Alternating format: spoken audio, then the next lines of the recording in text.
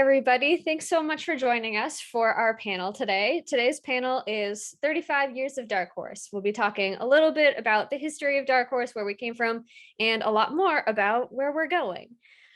So this month, July, is Dark Horse's 35th anniversary. What began as a single comic shop in Bend, Oregon, has now grown to one of the world's largest independent publishers of comics. And we are really glad to be here and really glad to be working with so many wonderful creators. Today, we're going to be talking to a bunch of our creators who have some wonderful upcoming projects, and you'll get to see some of the new things that are coming, along with sort of the history of what brought everybody here today. And so, Karen, I would love for you to start, kind of introduce yourself, if you want to talk about a little bit on what you're working on and maybe what brought you to Dark Horse, and we'll kind of get us kicked off. Okay, I'll try to keep it brief. I'm Karen Berger. It's great to be here and to celebrate Dark Horse's 35th anniversary. Hard to believe it's been that long, but I'm probably the only one here who remembers when Dark Horse first started, and was alive. Kate, right? Yeah. So Yeah. Kate wasn't born yet. I don't know who else wasn't, but anyway. Yeah. So I am the editor of Berger Books, and people, I think, know me mostly for my work at Vertigo, at DC Comics, which I founded in 1993. And I came over to Dark Horse after being at Vertigo for 20 years. And I had a great, career at Vertigo. I decided to leave DC when management changed and things were getting a little wiggy for me at the company. So I said, okay, I've had a great run. Let's go out on a high note. And I took some time off from comics and try to figure out what I want to do with myself. And then after a few years of doing a few other things, I decided I really missed comics and I wanted to get back in, and I really wanted to get my hands dirty and just start a line that was just me as the editor, not have a big staff, just work directly hands-on with rising artists, which I sort of got away from as Vertigo grew and grew over the years. So it's been great, and I couldn't be happier being at Dark Horse.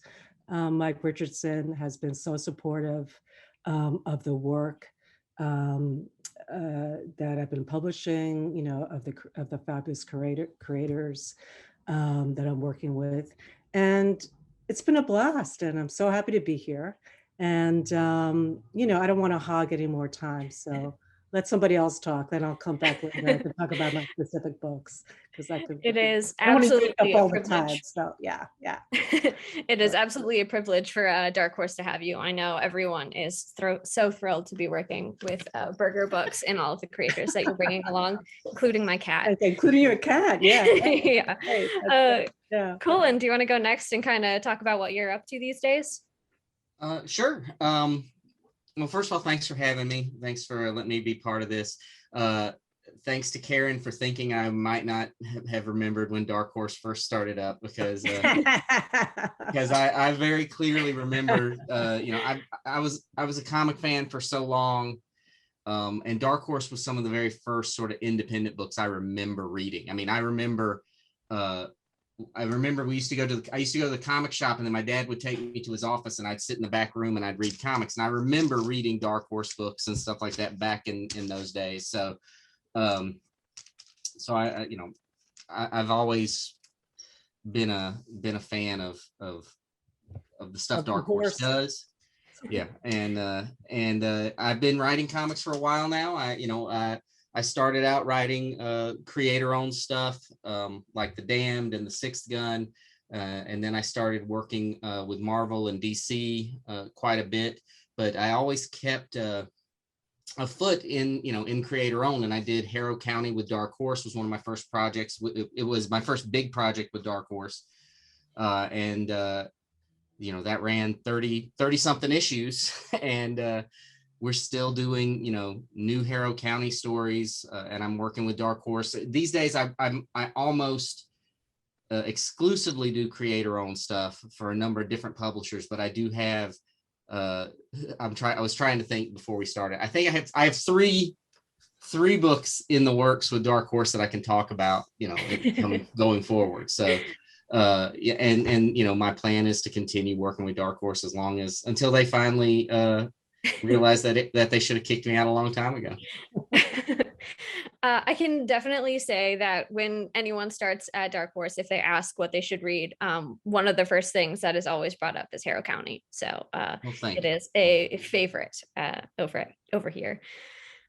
Faith, do you want to go next? Oh, yeah, sure. Hi, I'm Faith Erin Hicks. I'm a writer and artist, and I've been working with Dark Horse since 2012, I think. I got to do a prequel comic for this video game called The Last of Us. And so I drew and co-wrote it along with the game's writer, Neil Druckmann. So I think that was my very first job with Dark Horse. And then Dark Horse also published a creator-owned series of mine. Well, it's a collected edition of these goofy webcomics that I did called The Adventures of Superhero Girl. They're very, very silly. It's basically like my goofy take on superheroes that I started posting online, and my editor on that project, Jay Eden, spotted them and then brought the series to Dark Horse. And strangely enough, that book actually won an Eisner Award. It was very weird and astonishing and wonderful. Yeah. And then other than Dark Horse, I work on other creator-owned graphic novels, primarily graphic novels. I'm not so much for monthly books. That schedule, I've only done it once with The Last of Us, and that schedule is terrifying, and I nearly died. So the other publisher I primarily work with is First Second Books. They published a broad variety of my comics. I did a young adult comic called Friends with Boys, another young adult comic called Nothing Could Possibly Go Wrong. I did a fantasy trilogy called The Nameless City. And next year, I'll have a new original graphic novel out from them called Ride On. And that's about girls and horses. I was a horse girl growing up. And it's also about Star Trek. And I love Star Trek very much. And now I work with Dark Horse writing Avatar: The Last Airbender comics, and in collaboration with Peter Wortman, who is my amazing artist, and Adele Matera, who brings the colors of that world to life. And I'm a huge nerdy Avatar fan, and getting the opportunity to write official Avatar: The Last Airbender comics is just an absolute career highlight. So yeah, it's been a really wonderful few years that I've been working on this project. Awesome. Yeah, I think Dark Horse is known for the creator-owned and the licensed work, I think, originally. And a lot of people think of Aliens and Predators, of course, when they think of Dark Horse creator-owned comics, but some of the stuff for the younger readers, like Avatar: The Last Airbender, really do bring in a whole new audience to Dark Horse and to comics as a whole. Roye, do you want to go next? I think you're the only one who hasn't done anything with us before, so I think you're the newest introduction for us. Yes, first of all, I'd like to say that I may look young, but I was also born when Dark Horse established, except I was just 1 year old at that point in time. So it took me a while to discover Dark Horse. All jokes aside, my name is Roye Okupe. I was born and raised in Lagos, Nigeria. Always been a fan of comics, superheroes, animation. But for me, I always thought it was a missed opportunity not telling these amazing stories, especially through the comic book medium from an African perspective. So when I moved over to the United States, I decided I was going to take a chance on myself. I quit my full-time job and launched Kickstarter on my first book, EXO, The Legend of Wale Williams. That was featured on Forbes, CNN, BBC, The Washington Post.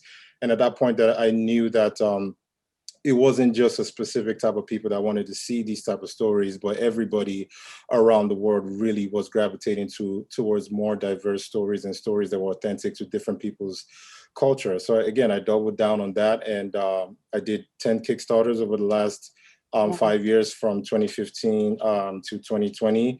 Was able to release, remarkably, now that I think about it, 10 graphic novels. And then Dark Horse came calling, and I was not about to say no to that. So I'm really, really excited about what we get to do with the YouNeek line and the Dark Horse editions. Like I said, my pride here is to be able to create stories that are inspired by African history, culture, and mythology in the superhero and fantasy genre, but do that for a global audience, but also using exclusively talent that's back home in Lagos, Nigeria, where it is I was born and raised. That's the thing that I'm most proud of, is to be able to expose these artists, not just myself, to a global audience. And with Dark Horse, that's going to give us a chance to even reach more people around the world. So I'm very excited for people to check out titles like EXO, The Legend of Wale Williams, which is a superhero sci-fi story that takes place in a futuristic Lagos, Nigeria. Malika Warrior Queen, that is more of a historical fantasy story that takes place in 15th century West Africa. And then Iyanu, Child of Wonder, which is a YA title that is heavily inspired by Yoruba mythology. That's my tribe. Yoruba is one of the 3 major tribes in Lagos, Nigeria. So you get a whole bunch of different things all within one universe, and a continuous story that, goes in between different time periods. Like I said, 2025, the medieval times, and prehistoric as well. I feel like we really have something that's really entertaining, engaging, that, like I said, for a worldwide audience, and we can't wait for you guys to see what we're doing with Dark Horse. Yeah, this has been a project that Dark Horse has had to keep under wraps for a little while. We finally announced it in January, and I know everyone was itching to tell the world about it, because it is really, really cool, and something that I know we're all incredibly proud to be a part of. So thank you for bringing it to Dark Horse. Chris, what are you up to these days? I mean, I don't want to follow Roye. That all sounds pretty good. I didn't, he's like building his own empire, Hopefully. No, I mean, so it's interesting for me. I'm a novelist by trade. Like, that's sort of my day job, I guess, as it were. But I've been writing comics as long as I've been writing novels. And my actual first comic book sale was in 1992 to Dark Horse. So almost 30 years ago, I adapted Joe Lansdale's novel, The Drive-In, for Dark Horse, but it was actually, but Joe and Dark Horse had a falling out because Joe wanted it to be in color and Dark Horse wanted it to be in black and white. So I ended up doing that comic years later for a different publisher, but it was my start at Dark Horse. I ended up doing a lot of the Buffy the Vampire Slayer and Angel comics for Dark Horse. And then actually, my favorite part about all the work I've done over the years with Mike Mignola, I've written tons of books and comics with Mike over the years, is that when Hellboy was just starting out, I interviewed Mike, and we became friends at that time. And so often I would speak to him, and I would speak to editors at Dark Horse, and I would say, look, Hellboy is so great. It's so popular. The world is so big. There needs to be a B.P.R.D. comic. And Dark Horse and Mike both kept saying, no, the market won't sustain it. The market won't sustain more than one comic from Mike Mignola. And finally they buckled, and Tom Snagosky and I wrote the first B.P.R.D. miniseries. And now, I mean, what are there, like 50 friggin' Mike Mignola titles? Yeah. And so it's just funny to me, because I just remember those days where Dark Horse was insisting, nope, the market will not sustain more than one comic from this guy. And I just remember that so well. But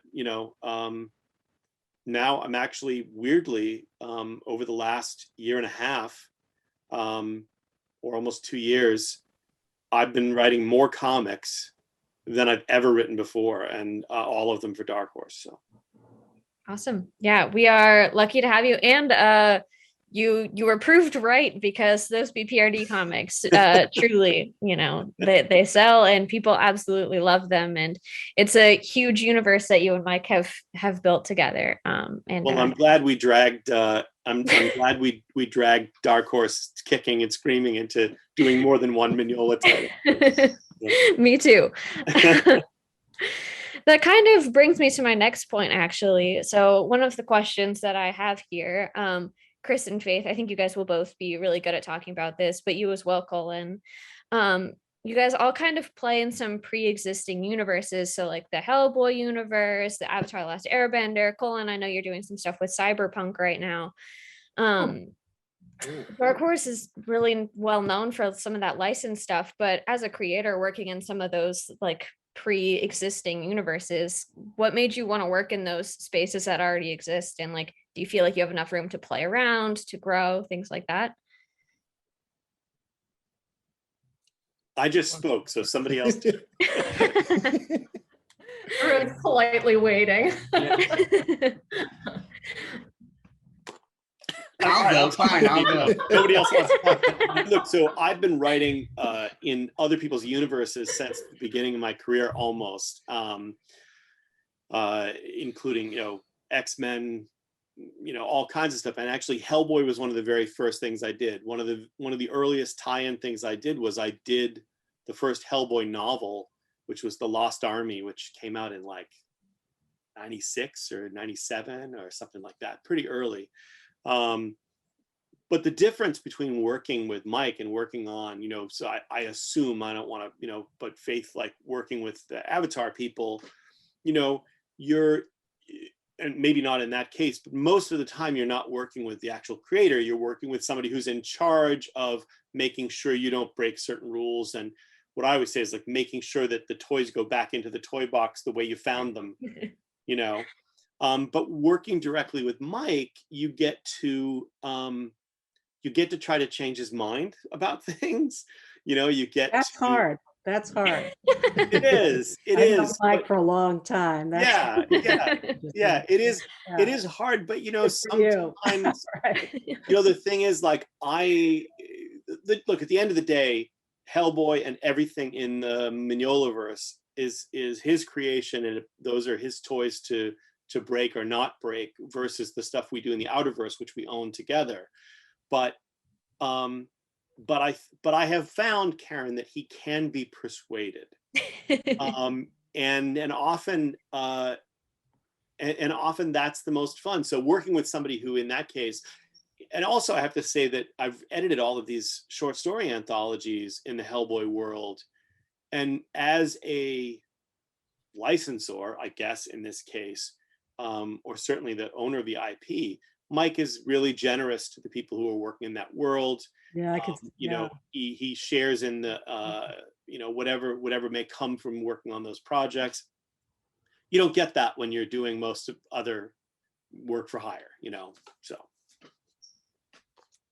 I was just gonna say, it's for me, it's again, I've loved comics since I was very, very young. So when I got the chance to work on characters that I was reading, as a young person, it seemed like a dream come true. I mean, for instance, my dad and I collected X-Men comics together. And so when I got the chance to write Uncanny X-Men, well, I'm gonna, of course, I'm gonna go in and do that as best I can and enjoy every second of it. But sometimes it's not always as it seems real glamorous to write those books sometimes, and it doesn't always turn out that way if you don't have the right partners with the right mindset. So these days, I still work on other properties and things that excite me. You mentioned cyberpunk. The cyberpunk comics are based on the new video game, but I played the cyberpunk role-playing game way back when. So I was very excited to do something in that world. And they were very open. The creators of the video game were very open with, I wasn't given marching orders for that comic. I sent them 6 different ideas for stories that could have taken place in the world of cyberpunk. They picked one, and then they said, go forward. And it was fun to have the opportunity to contribute in some small way to those, to that universe and that world. And what's super exciting when you get to do things like that, they sent me I can't turn my camera because you'll see all the junk, but they sent me this statue of the trauma team from Cyberpunk. Wow. And it's this awesome big statue. And I opened the box and I'm like, this statue's great. And then I look down, and on the visors of the figures are the names of the characters that I created for the comic. And that's that's the kind of thrill you get with that kind of stuff. And it's hard to top that kind of, I was so excited that the names of those characters were all just on the visors of those helmets. That's awesome. The folks at CD Projekt Red, they they love comics, and that really comes through with all the projects that we get to work with them on. So I'm glad that also comes through for creators. I love Witcher, and I have not read the Dark Horse Witcher comics, so I've got to get around to reading those because There's so many places for you to start. You guys got to say So for me, I haven't actually done a lot of licensed comics throughout my career. Like the only licensed comics I've really done, other than like, I don't know, like a short story for Marvel or, you know, a short story for DC here and there, has been The Last of Us, and then also the Avatar comics. Like when I fell into making comics and it ultimately became my career, it was always creator-owned work was always my goal. Like I wanted to write in my own voice. I wanted to create my own characters, that kind of thing. And The Last of Us was actually something where I did get to create a lot. Like the game wasn't finished at the time. And I was doing a prequel comic about Ellie, one of the main characters from the game, and the star of the sequel, The Last of Us 2, which came out last year. So like a lot of her backstory hadn't been told yet. And I got to work in collaboration with The Last of Us game writer, Neil Druckmann, in order to create, you know, this character's whole backstory. And then we also created a new character, Riley, who appears in The Last of Us DLC, Left Behind. So like, that was very different because the world of The Last of Us was at that time still in flux and still developing. And then Avatar was frankly terrifying going into writing that comic, because it's literally my favorite animated show of all time. My background is in animation. I went to college for animation. I thought, my husband works for an animation studio here in Vancouver. We are both giant animation nerds, and we both grew up like loving Avatar, and then to get that job offer, I'd even done my own creator-owned fantasy series, The Nameless City, which was published by First Second, that is inspired by Avatar. Like it is absolutely inspired by Avatar. And I got to work in collaboration with Brian and Mike doing the first Avatar trilogy that I wrote with Peter drawing it, called Imbalance. And yeah, it was terrifying. I'm going to be honest. Like I was so scared going in, you know, like Avatar, it has this wonderful distinct voice. And I just feel like it's the platonic idea of, you know, an animated television show for children that adults can enjoy as well. So yeah, it was very, very challenging working directly with them at first. Like they had very high standards, and the work is better because of their high standards. And I'm incredibly proud of Imbalance. Like I worked my butt off on that comic, and I put a lot of my own personal feelings, like the things I really enjoyed about the show. And then also like the things that I was, not upset by, but like Legend of Korra, like I love that show so much, but I really wanted like certain things from it. And those things, especially in season 1, didn't necessarily happen. So I put like my own feelings about like being a bender and having your bending abilities taken away from you, that kind of thing. So I put like my own feelings of like, you know, how I would respond to Korra's trauma of having her bending taken away by Amon into Imbalance. And I feel like once I started doing that, Brian and Mike really responded well to my story pitches. So that was really wonderful. But it's challenging for me. Like I'm just not someone who is necessarily geared towards licensed work. I do prefer doing creator-owned stuff. But Avatar, it's like I'm such a fan of it. And I feel like hopefully I'm not overstepping my bounds, but hopefully my creator-owned work is a little similar to it. So I feel like bringing my voice to this particular project, it felt like more of a natural fit. And now we're doing standalone graphic novels. We've done one about Katara and the Pirate's Silver, did one about Toph, Toph Beifong's Metal Bending Academy, and now we have a Suki standalone graphic novel coming out at the end of July that I'm so excited for. So yeah, it's been, and these comics were overseen by Tim Hendrick, who is a writer on the show. So yeah, it's been really wonderful and terrifying, and a huge, wonderful challenge for me as a writer as well. I feel like it's just good to, you know, good for your writer brain to get the opportunity to try you know, different parts of this discipline of comics, things you might not necessarily be attracted to when you first started making comics. Definitely. And I think that's a good point, that it's kind of like a way to like flex that muscle and like keep growing, while at the same time not necessarily having to like do all of the work of like creating like this whole universe yourself. Like there's places to build, and like with all of the licensed comics that you guys all work on, there are so many different places where there's room for growth, you know, and room for further discussions.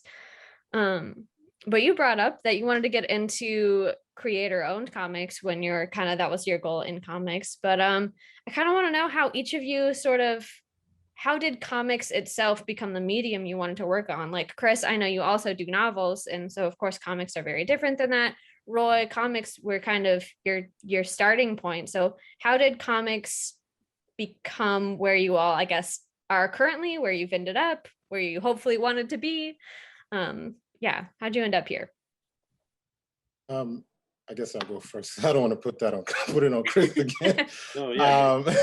It's funny, you know, Faith, I love everything you said, because I also, animation was my first love as well, and Avatar: The Last Airbender is like literally my favorite show ever. It's funny because my number 2 show is Korra, and like that flips depending on the year, and how many times I watch those shows. I just love everything that you know, that universe brings, and for me, like I said, animation was my first love, and I got into comics because I was too broke to pay to do my own animated films, but I you know, it ended up being the best thing that happened to me, because you know, I found a way to tell my story the way I want to tell it, in my voice, without any sort of interference. I you know, the comics medium allowed me to grow as a writer in front of everybody. Like I said, I've done 10 Kickstarters, and I feel like with each book that I did, I became better. It's crazy because, you know, I went into comics without ever writing anything. I had never written as little as a poem, you know, but comics sort of brought out that, I believe, what I felt like was a dormant talent. It is to write and to tell my story. And I'm so grateful for the medium, because like I said, without it, I don't think you guys would have seen any of these characters anywhere, because it's just such a special time in terms of social media, and being able to go out there and put out your own work. And this is what I try to tell, you know, creators every time, is that at this point in time, you have no excuse not to tell your story. I'm not saying it's easy, but at the same time, it's easier than it's ever been.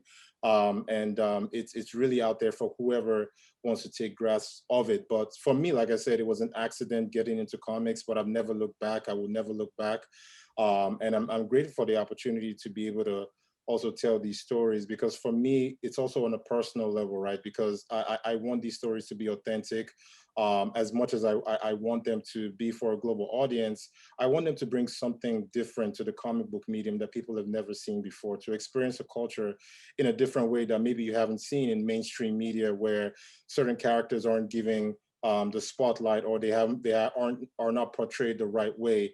And I think this is what comics does, you know, better than any other medium, is that it allows authentic people to tell authentic stories and to take risks, and for people to put it out there for people who are interested in seeing these different types of stories. So I'm very grateful for the medium. I'm glad that I was too broke again to get into animation. But if I had a chance to, I wanted to also say, like, you know, Faith, you literally have my dream job in writing Avatar. Like I said, it's like, you know, that's one of, I'm so envious of you. And I can't wait to actually read. A lot of work. I know. It's a lot like, of work. No, trust me, I would probably, if I were you, I would probably faint for the first week before I even get anything done, because just the amount of pressure it is to, you know, add to something that you love so much. Not only something that you love so much, but something that was essentially perfect, perfectly done in terms of those 3 seasons.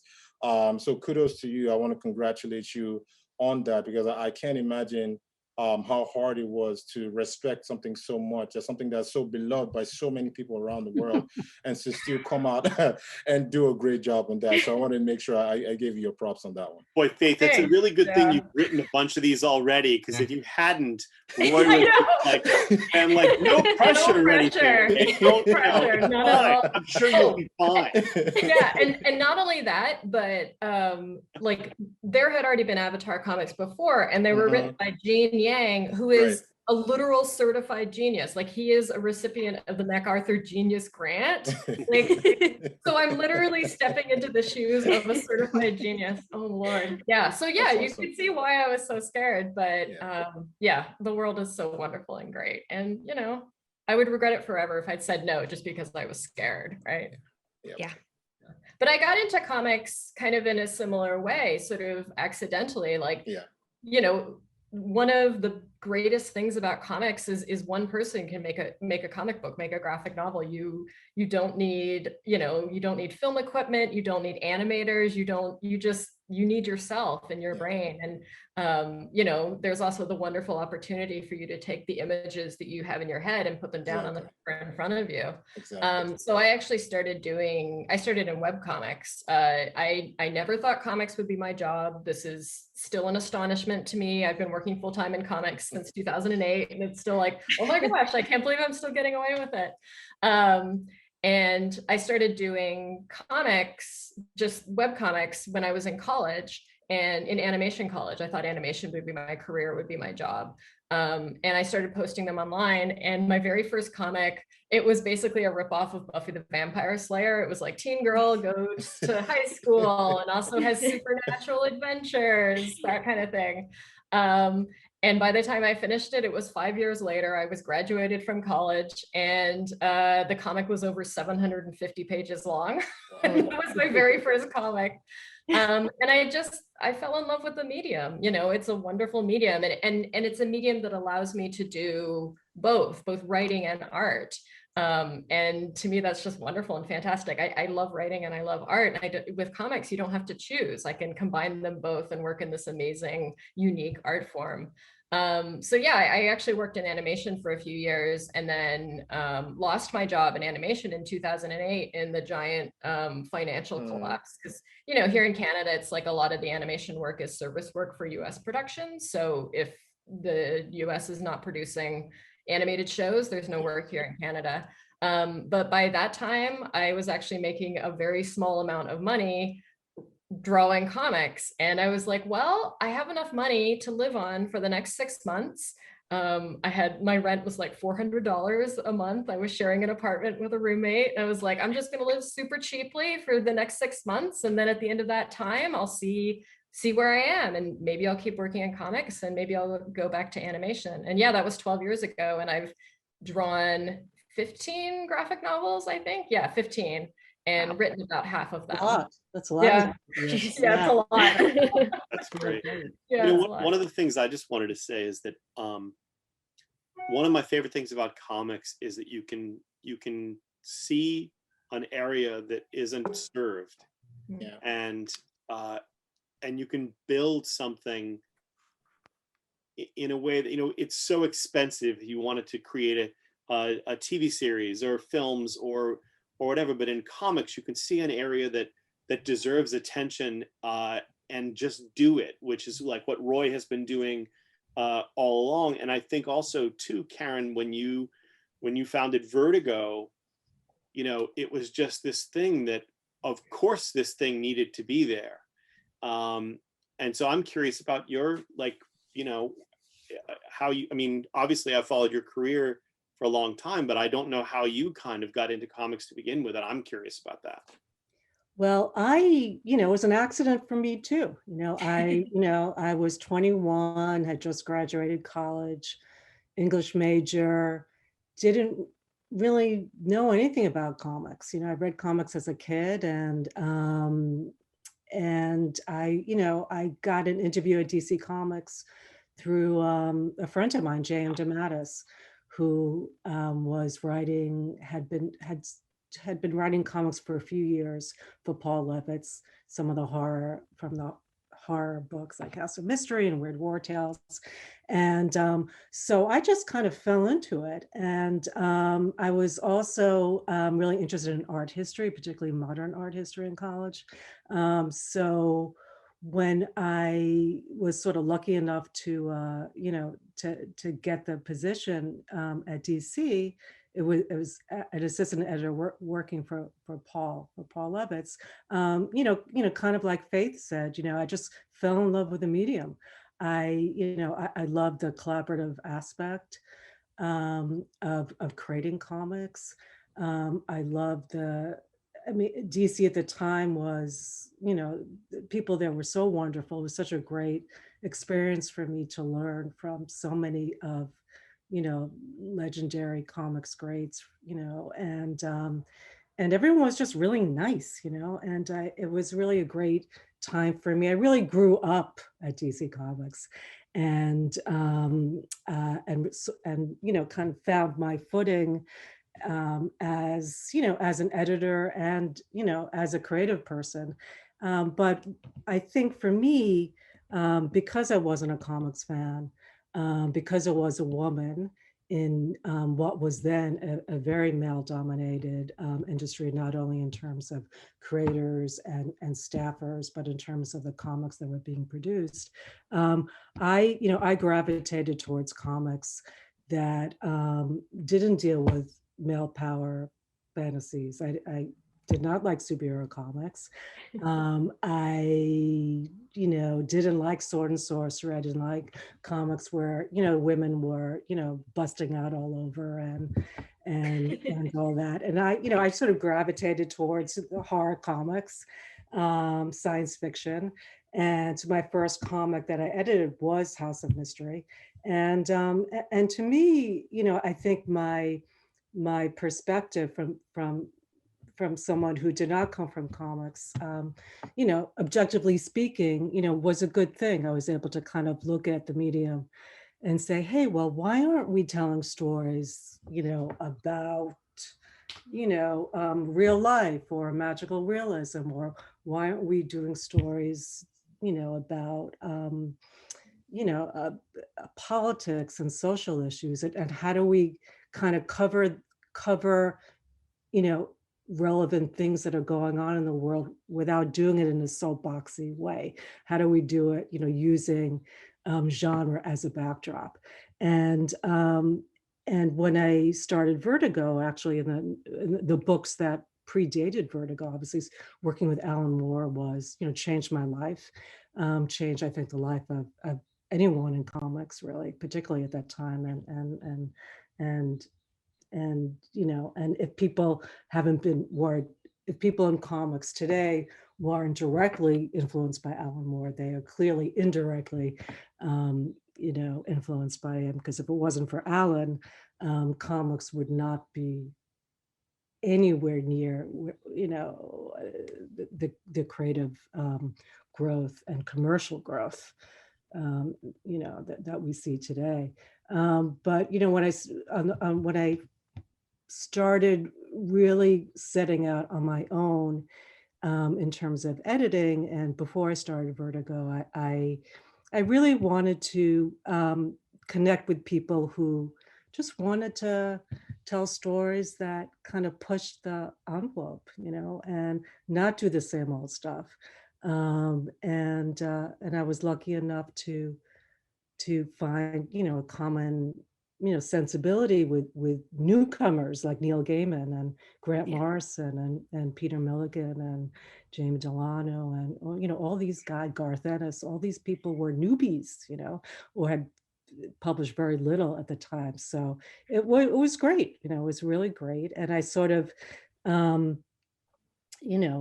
as years went on, when I started Vertigo, my goal was to ultimately make the line totally creator owned. Vertigo started by doing kind of weird takes on DC characters, but DC just started doing creator owned comics at the time when I started Vertigo. And coincidentally enough, Enigma, which was one of the launch books of Vertigo, along with Death, The High Cost of Living, I am now thrilled to represent in the best package it's ever had in its life, as a beautiful deluxe book, and that's going to be coming out under Berger Books in this fall. Enigma, for people who don't know, is by Peter Milligan and Duncan Fegredo. Peter Milligan is one of the founding writers of Vertigo, best known for his work on Shade the Changing Man, a host of creator-owned series. And Enigma was really groundbreaking. It is a tale of sexual identity and awareness. Sexual awareness, and it's actually the first gay superhero in mainstream comics, creator-owned as well. So, so this predates, North Star, whatever Marvel did, because again, this was, a creator-owned comic. But Peter as a writer, Peter's he's a brilliant guy. I've known him for over 30 years, and he's as sharp and as creative today as he was when I first met him. And Duncan Fegredo, who has worked on probably stuff with you, Chris, on Hellboy. Duncan's art on this book is really fantastic. And at DC, we never reproduced it in its best, fashion. And I was so I approached Pete and Duncan when they got the rights back to them to say, hey, why don't you bring it back here? We'll do this really mega book. And so that will be coming out in the fall. And we also have this really terrific behind the scenes making of the book. A lot of people do art process stuff, and I know it's kind of a thing, but I will say that this is, and I'm not saying this just because it's Enigma and it's a book that I worked on, but it is one of the best, making of books that I've ever seen, and certainly that I've ever worked on. And there's just a lot of cool there. And Duncan as an artist is wow, he's one of the best. And to really see his work and from sketch stage to pencils to inks to throwaway sketches. I mean, the guy is a brilliant storyteller and sheer artist. So yeah, so that's kind of how, I guess, going back to answering the question. But yeah, so Enigma. So I'll just quickly talk about, because I didn't get a chance to talk about the other books that are coming out under Berger Books in the next couple of months. I've actually decided to kind of shift the line over to original graphic novels only. When I started Berger Books in 2018, the line was essentially, followed the form miniseries primarily. A monthly, The Visible Kingdom was a monthly comic, but also again collect the books into graphic novels. But for me, for comics, it was always how do you get to the book form? How do you do stories that can sit on the shelf and then you could have out there in perpetuity. So one of the things that happened with the pandemic, gave me a chance to sort of reevaluate how I was putting out books, and also, what creators wanted to do as well too.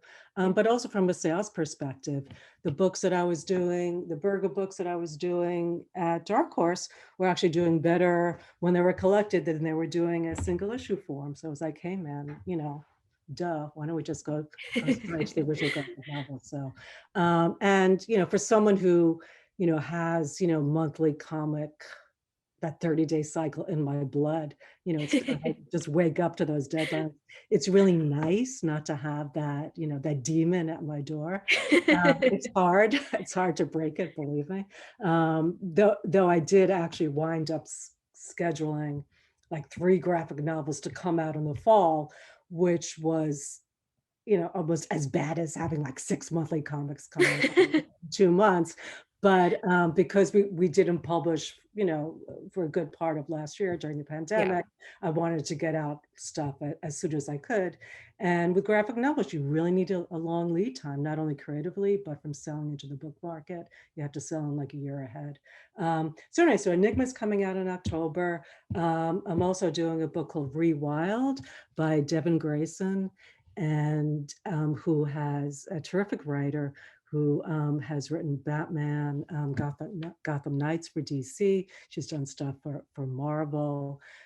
She did this great prestige book for Vertigo called User, probably one of the first comics that actually dealt with video games. This was probably like 25 That's a great years ago. series. Yeah, it was a great, it was John Bolton drawing it.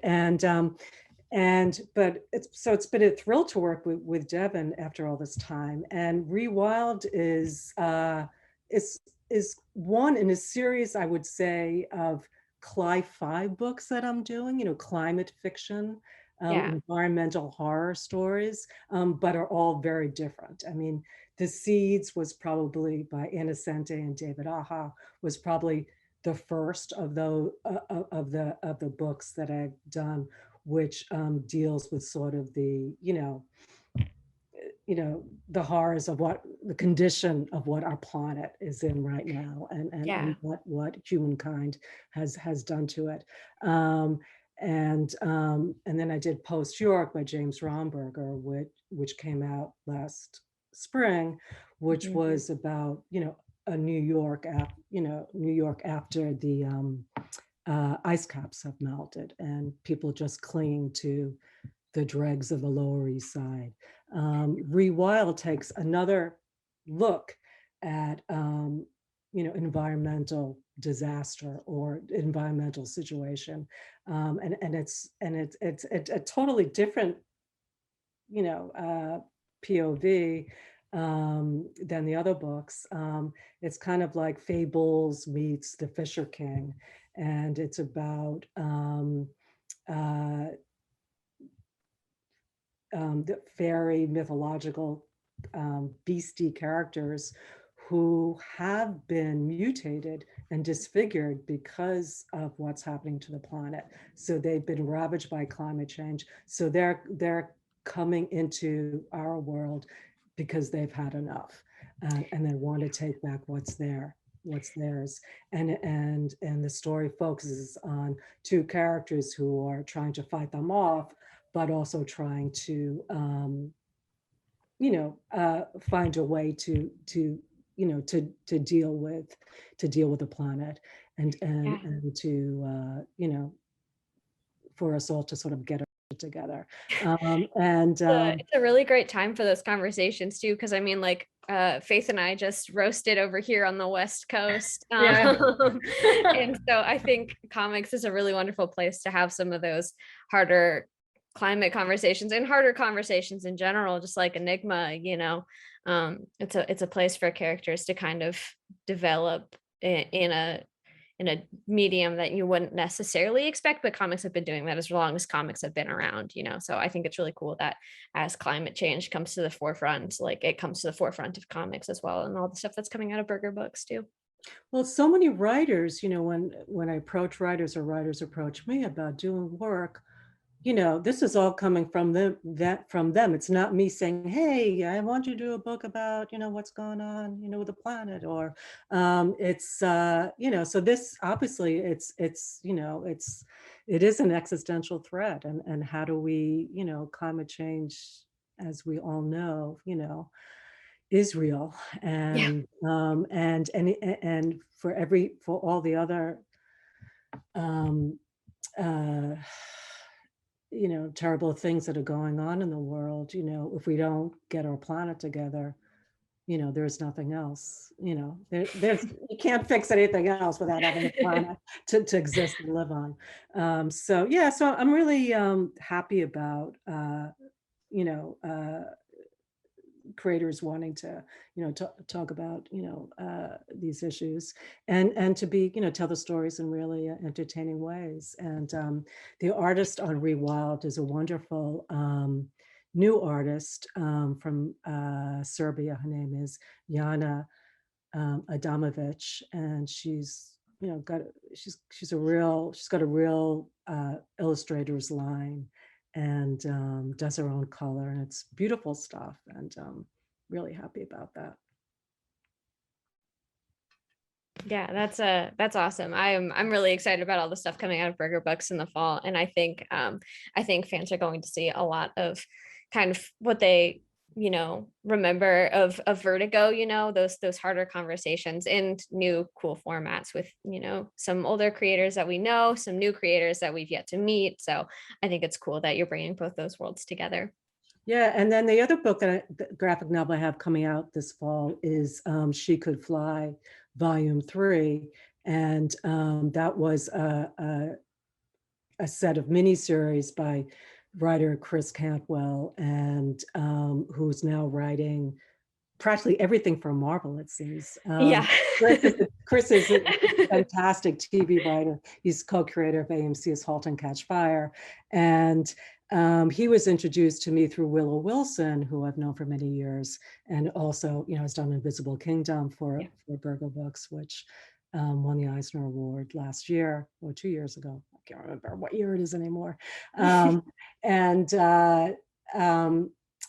She Could Fly was the first comic that he ever wrote. And this is sort of the third and final chapter in it. And it's just such a moving and thrilling ride about a disturbed teenage girl who's battling with her own mental illness issues, and how she becomes obsessed with a flying woman in the sky and trying to track down who this woman is, and all the conspiracies and that involve other people who are trying to find her as well too. So Chris is a brilliant writer, and Martin Morazzo, who's best known for Ice Cream Man, the Popular Image comic, has been the artist on it. Miroslav Merva, who's fabulous colors from Croatia, is the colors from the book. And the finale is coming out this fall, so it's a lot of great stuff. So, thank you. Yeah. I just talked a lot, but I felt like I had to get it all in before our time was up. So that's totally fine. You didn't talk about my book, so. Yeah, Cullen, Chris, anything to add to kind of to that question? Or I have one other question that I want to ask everybody before we get out of here. Cullen, do you want to go? Oh, look, I just wanted to tell stories. I didn't care how I told stories. So it might have been, short stories, it might have been novels, screenplays, but comics were so important to me that it was obviously on the docket. When I was in 4th and 5th grade, I did a weekly comic book that I wrote and drew for all my friends, and we passed it out. It's called X Laser Nights. And we were all we were all going on adventures out in space. And it co-starred Garfield and Heathcliff. And it was I wish I still had copies of it, because it was a miraculous comic book. Absolutely miraculous. A few years later, I started setting up at conventions, and I sold, I used my dad's copy machine. I wrote and drew comics and would go to conventions and sell these things. And we even had an advice comic called Wise Wizard's Words. And we put like a little box in comic shops where people could ask questions and the wizard would answer them. Terrible idea. Never ask people at a comic shop to ask you questions, because you get the worst questions ever. But then it took me many years to actually break into comics professionally, though, because I didn't know how to do it. I just didn't know how to get into comics. I didn't know how to make those connections. I am a painfully shy person, so I can't start a conversation with people at a convention. I try it, and it's awful. It's always the worst. But I lucked out, and I met an artist. I was working at a comic book shop right out of college. I got a job at a comic shop, and I met an artist named Brian Hurt, an aspiring artist, and we immediately clicked. We started wanting to work on comics together. It took many years for that to actually happen, but we started doing. That's meeting Brian and finding a collaborator that I could count on and enjoy working with. That was the key for me to get into comics. Brian co-writes the Dark Horse book Man or Black with me, that Tyler Crook drew the first arc of that series, and we continue to work on books to this day. I mean, we've known each other for a long time, so we're still working on books together now, and it all came from working at that comic shop way back when. I mean, for me, I was a huge comics fan when I was a little kid, but I stopped reading comics when I was about 13 years old. And then I was a sophomore in college, and my two roommates and I were having a like after the lights out conversation, and somehow we started talking about comics and the heroes that we loved and the characters that we loved, the weird oddball characters from the 70s that we loved. And one of my roommates, this guy Jean-Marc, said, well, in a very confessional, like Comics Anonymous kind of voice, I still read comics. And he lived in Providence, Rhode Island. And so when he went home, he brought back a couple of boxes of comics. And I read everything in those boxes, and then immediately went to the Million Year Picnic in Cambridge, Massachusetts, which is the oldest, I think, or second oldest comic book store, direct market store in the country. And they were having a warehouse sale that weekend, and all of their back issues were like 25 cents. And I spent $300 in 2 days on 25-cent comics.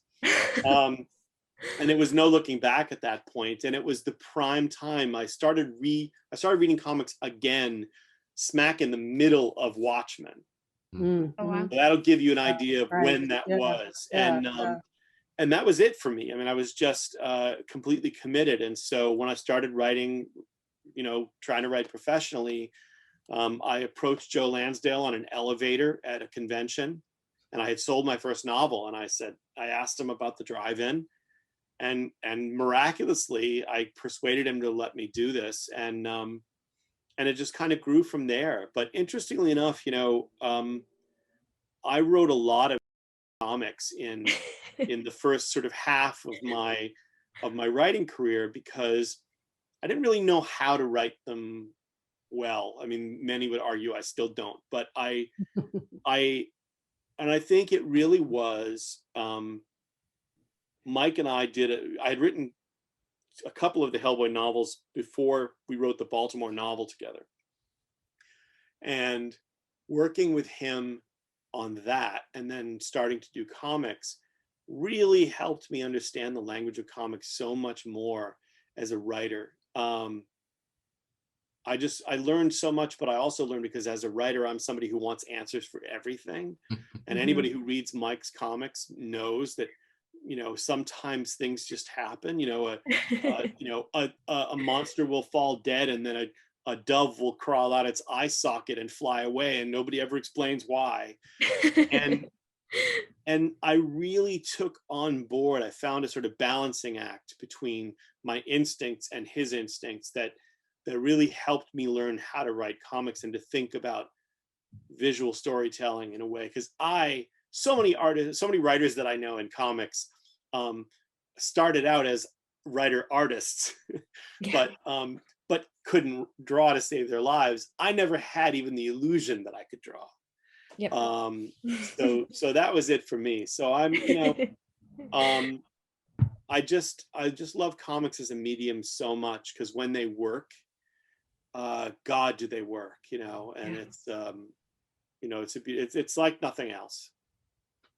Yeah, that's great.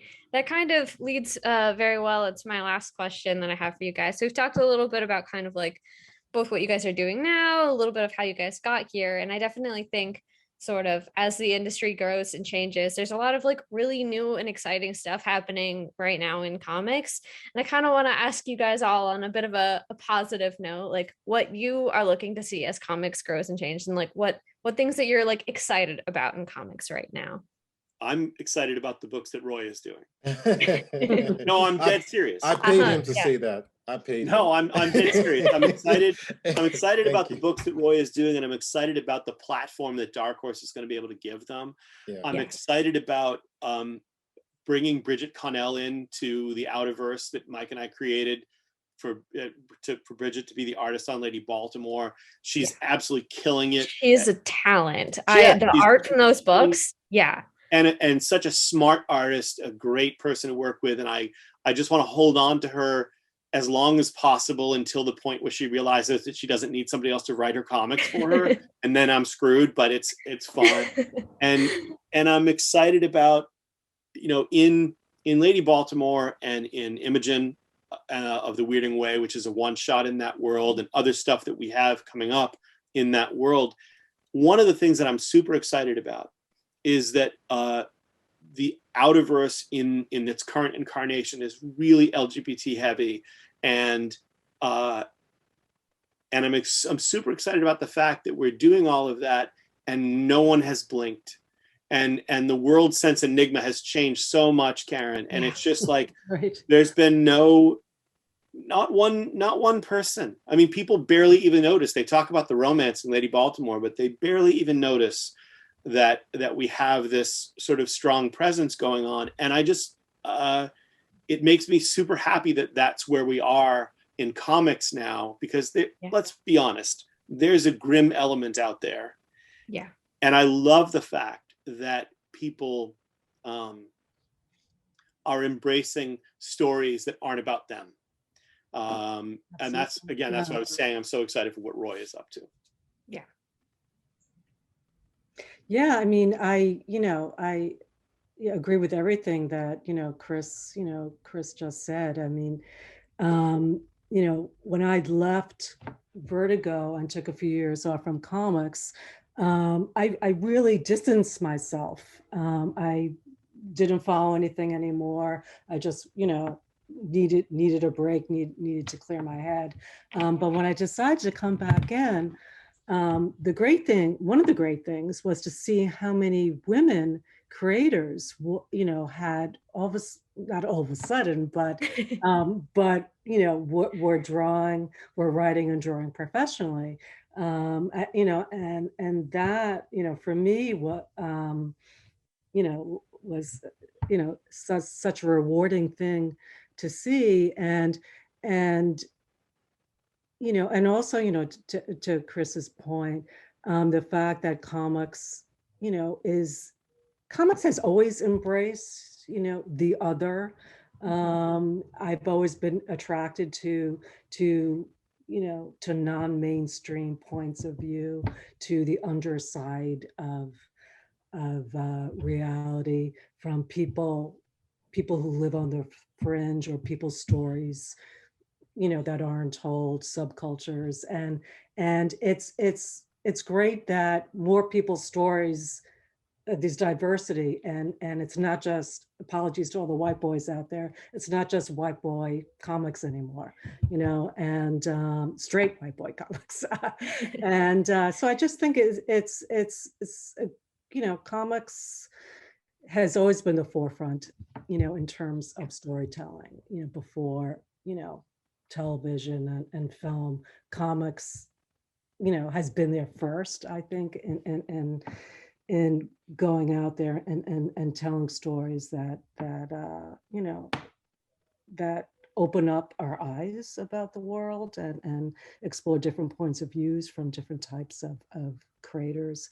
And I just think it's just, for me, having been doing this for so long, it's just really great to see how comics has diversified, and it's it's just wonderful. I just want to jump in real quick again and say, to that point, what makes me happiest about it is that it's not very special issues anymore.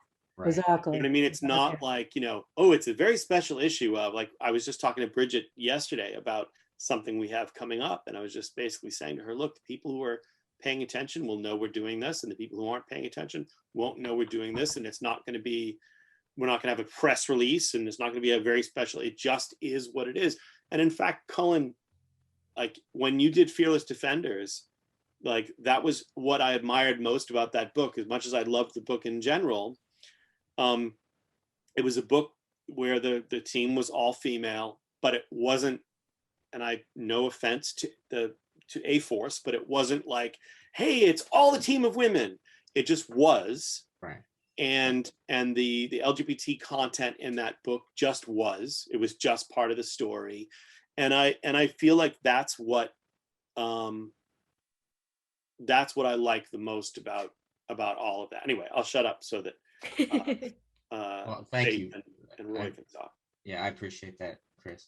I was just going to say, Roye said earlier, one of the things that excites me most about comics ties back to something Roye said. He said, if you want to make a comic, there's nothing stopping you now. And I think that's something to me that is incredibly exciting, because there's just so much, there's so many people who have stories to tell, and there really is, there's nothing stopping them now from, and it's not, again, you said it, Roye said it first, it's not easy. We're not saying it's easy, but it can be done. And I think that's, I look back and I wish that had been, I wish I'd have felt that way when I was trying to break in. I really do.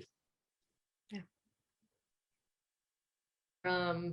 I guess for me, it's like, I work primarily in comics aimed at the young adult readership or at the middle grade readership, and like nothing like the kind of comics that I see being published today existed when I was the target audience for these books. Like I remember being a teenage girl and like loving comics and loving this art form. And I would go, like, I grew up in this tiny town, and there was like one comic shop, and I would go there like hungry for this art form, and there wouldn't really be anything for me, so I'd kind of go in and buy like a couple X-Men because I like the characters, because I watched the cartoon. I really enjoyed the X-Men cartoon, and now it's like the kind of comics that I really longed for when I was a teen and younger. It's like they're being published now, and I get to be a part of it too, which is just really wonderful and really exciting.